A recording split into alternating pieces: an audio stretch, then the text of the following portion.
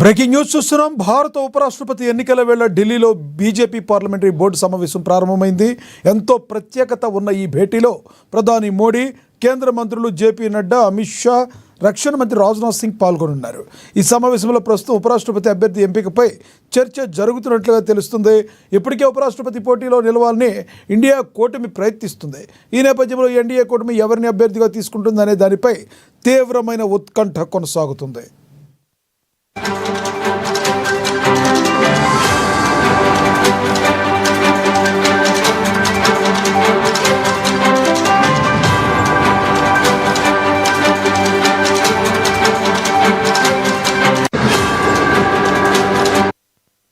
భారత ఉపరాష్ట్రపతి ఎన్నికల వేళ ఢిల్లీలో బీజేపీ పార్లమెంటరీ బోర్డు సమావేశం ప్రారంభమైంది. ఎంతో ప్రత్యేకత ఉన్న ఈ భేటీలో ప్రధాని మోడీ, కేంద్ర మంత్రులు జేపీ నడ్డా, అమిత్ షా, రక్షణ మంత్రి రాజ్నాథ్ సింగ్ పాల్గొనున్నారు. ఈ సమావేశంలో ప్రస్తుతం ఉపరాష్ట్రపతి అభ్యర్థి ఎంపికపై చర్చ జరుగుతున్నట్లుగా తెలుస్తుంది.